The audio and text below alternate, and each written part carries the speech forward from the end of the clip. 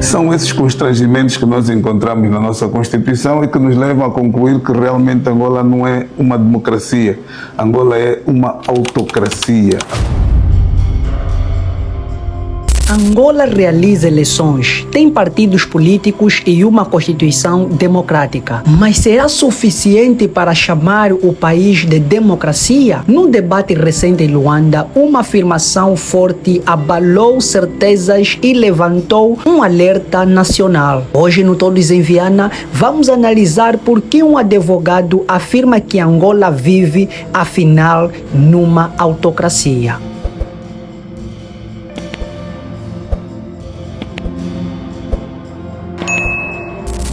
No dia 7 de fevereiro, no auditório das Irmãs Paulinas, em Luanda, realizou-se um debate marcado por tensão, confrontação de ideias e fortes denúncias sobre a realidade política angolana. Durante o painel dedicado ao tema Democracia em Angola e os seus desafios, o advogado Sérgio Raimundo proferiu uma declaração que ecoou para além da sala.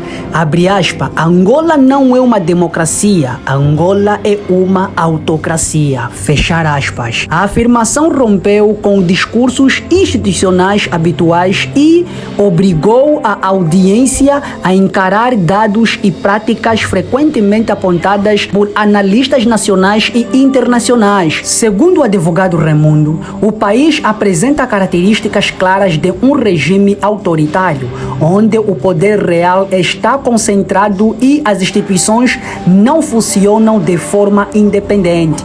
O advogado destacou problemas como a fragilidade da separação dos poderes e a instrumentalização das instituições do Estado, a limitação do espaço cívico e a dificuldade de alternância política efetiva. Para ele, a democracia não pode ser reduzida ao simples ato de votar, mas exigir respeito pelas liberdades fundamentais, justiça independente e igualdade de condições na disputa política. O debate reacendeu uma questão central. Angola vive uma democracia plena ou apenas uma democracia de fachada? Uma pergunta que continua a dividir opiniões, mas que reflete um crescimento desconforto da sociedade civil com o rumo do sistema político nacional. São esses constrangimentos que nós encontramos na nossa Constituição e que nos levam a concluir que realmente Angola não é uma democracia, Angola é uma autocracia.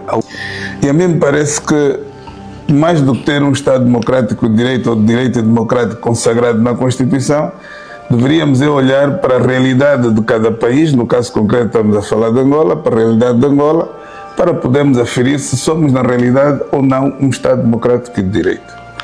E a minha tese, que venho defendendo há um tempo esta parte, todos os dias nós aprendemos, já dizia Aristóteles que o homem aprende desde o berço até o túmulo e ainda assim morre ignorante, quer dizer que eu estou aqui e só sei que não sei nada, porque um dia hei de morrer e eu não sei se Angola vai ficar de vermelho, amarelo e preto ou vai mudar de cor.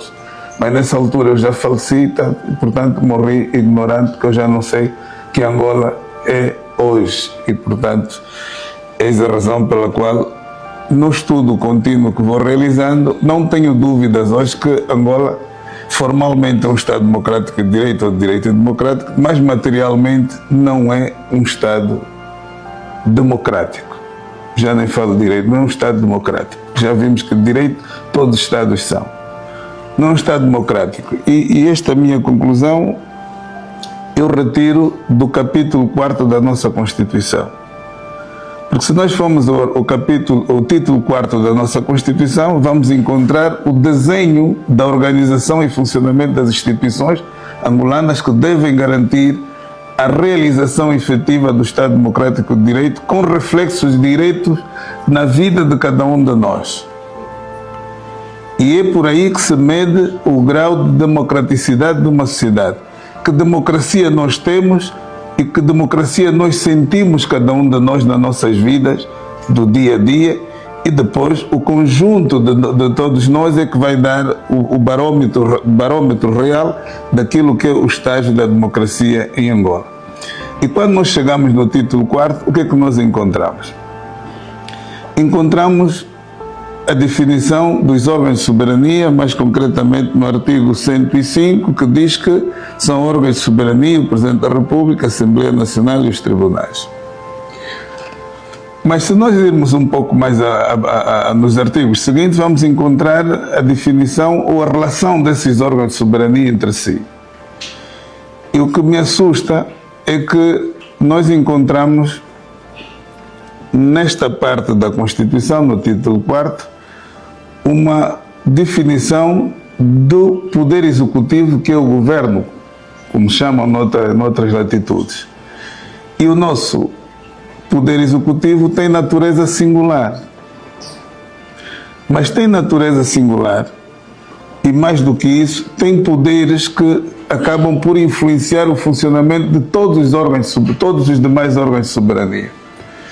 E a prova do que aqui afirmo é só olharmos para a relação entre o Poder Executivo, que é o Presidente da República, enquanto chefe de Estado, porque aqui uma acumulação de funções, é chefe de Estado e é titular do Poder Executivo, portanto se confundem as duas funções de uma mesma pessoa. E na relação deste órgão de soberania, chefe de Estado, que acumula o cargo de titular do Poder Executivo com a Assembleia, neste primeiro momento faço esta comparação, chegamos a uma conclusão que a nossa Assembleia não é verdadeiramente um órgão representativo da vontade popular, mas sim da vontade de quem manda no país. E nós assistimos recentemente que quando a pessoa que manda no país entendeu que deveria remover a Presidente da Assembleia, há uma reunião da direção do partido e no dia seguinte acordamos a Presidente da Assembleia estava fora das suas funções. Eu não estou a querer dizer que isso não deveria acontecer. Isto poderia até acontecer, mas de uma outra forma, mais ética. E a política tem que ser feita com ética.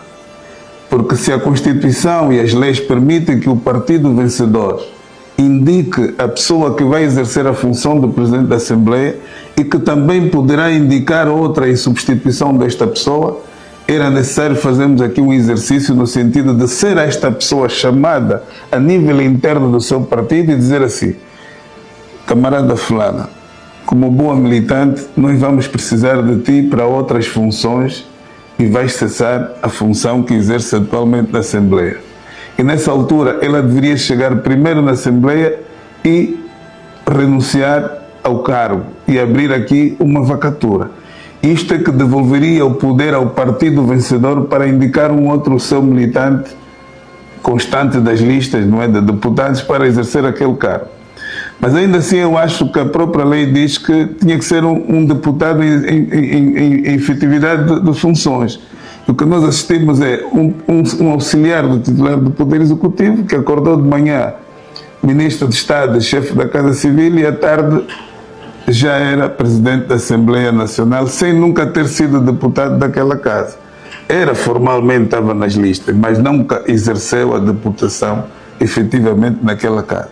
São esses constrangimentos que nós encontramos na nossa Constituição e que nos levam a concluir que realmente Angola não é uma democracia. Angola é uma autocracia. Autocracia significa o quê? A concentração de poderes numa só pessoa.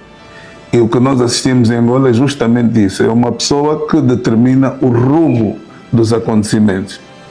Contudo, a democracia não se mede apenas por eleições, mas pela forma como o poder respeita o povo, a lei e as instituições. As palavras de Sérgio Raimundo levantam um debate urgente e necessário sobre o futuro político de Angola. Cabe agora aos cidadãos refletirem, questionarem e exigirem um Estado que sirva verdadeiramente o povo e não apenas o poder.